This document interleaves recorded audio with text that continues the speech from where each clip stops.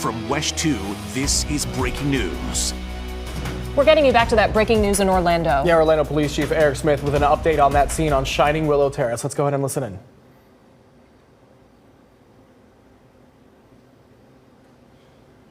Disobeying the verbal commands. As a result, both officers shot the suspect. At that time, officers attempted life-saving measures on the suspect. The suspect was pronounced at the scene dead. The suspect was a convicted felon who had been arrested multiple times. He was previously arrested for battery, domestic violence, resisting an officer with violence, battery on a law enforcement officer, and armed robbery. As with all officer-involved shootings, FDLE will conduct the investigation. At this time, I'll take any of your questions. This person has had previous charges involving resisting officer and battering an officer.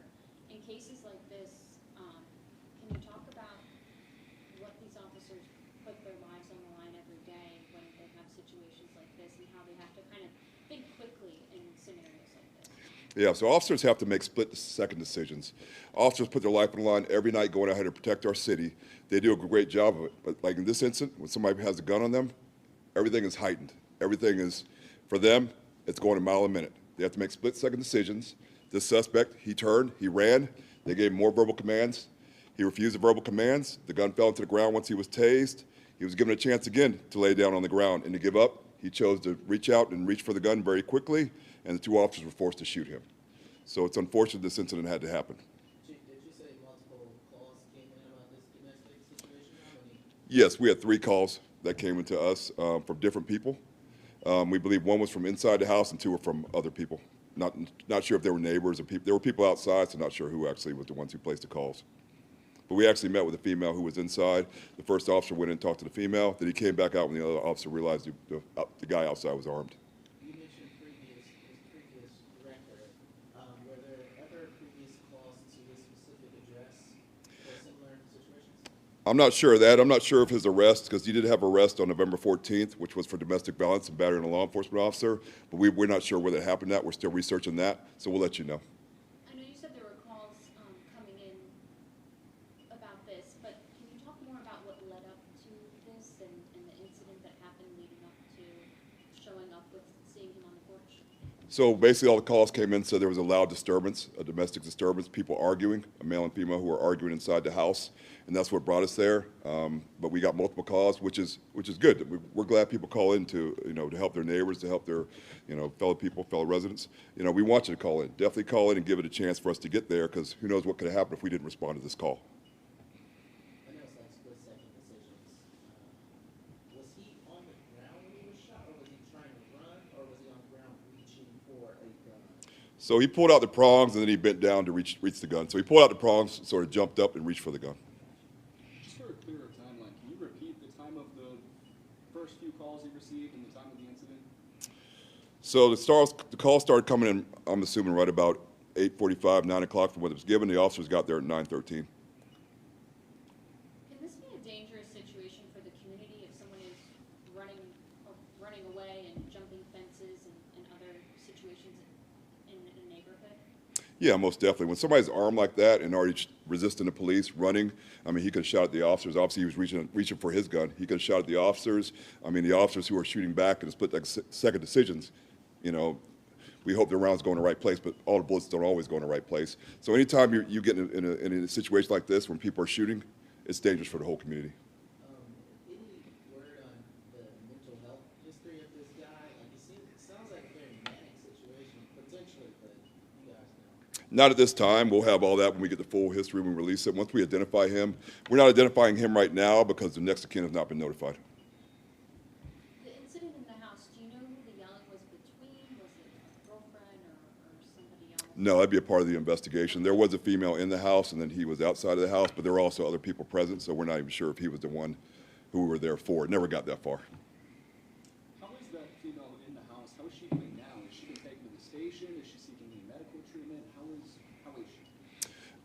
I don't think we took anybody from the scene. We talked to everybody. We're doing interviews, and of course, FDLE were doing their investigation, do interviews on all that, but there was no one else who was hurt. We good? Thank you. All right, you've just been listening in to Orlando Police Chief Eric Smith give an update on the breaking news that we've been following here on WESH 2. And what he said was this all started earlier this evening around 8:45, 9 o'clock. They were receiving 911 calls from people in the area of this home that's on Shining Willow Terrace in the Pine Hills area. And people were saying they could hear a man and a woman yelling at each other, having an argument inside of a home on that street. And then the police chief there, Eric Smith, saying that that's when things escalated a bit. They ended up outside. Officers were dealing with this man, and then at one point they ended up tasing him. The chief said the man pulled out the prongs, then reached for a gun, and then that's when officers started shooting and killing. The chief kept saying over and over, split-second decisions that the officers had to make in this kind of situation. All right, we do have a crew out live on the scene where this shooting occurred. WESH 2's Haley Crumblehome has been monitoring things as they've unfolded. Haley, can you give us an update on your end? So like Chief said, they have been out here for about 3 hours at this point, and the scene really hasn't cleared at all. This is still very much an active scene out here. There's probably still close to a dozen cruisers and a number of officers. You can see this area, this condo area where this all looks to have happened, is still taped off with police tape. Now, 2 crime scene units, they did get here over an hour ago. At this point, we can see that they're open. We've been seeing people going in and out. We heard the chief say that they are interviewing people out here. We have seen people that live at least on the left side of this condo area do look like they've been allowed to come home. We've been talking with some neighbors out here that really weren't sure what was going on. They were concerned. They were scared. Obviously, it sounds like after hearing from the chief, there's no active threat to people, but this is certainly something that's going to take a long time. We really haven't seen a lot of officers leave here yet. They likely will be out here for a while, but again, people that live in that condo complex area here do look like they're able to return home. So for now, covering Orange County live in Orlando, Haley Crumblehome, WESH 2 News. All right, Haley, thank you so much. Now, the chief did not identify the person who was killed. They are waiting to notify the next of kin, but he did say that the person who was shot was a convicted felon with a lengthy criminal history, including an arrest as recently as the middle of November for domestic violence. So we will continue to ask questions, find out who this person is, and anything else that is related to the situation. Of course, WESH 2 News will be staying on top of this overnight into tomorrow morning as well. Be sure to turn into Sunrise for the latest on this investigation and this scene. And of course, you can always get the most up-to-date news online at WESH.com and on the WESH 2 mobile app. But let's get you back to regular programming now.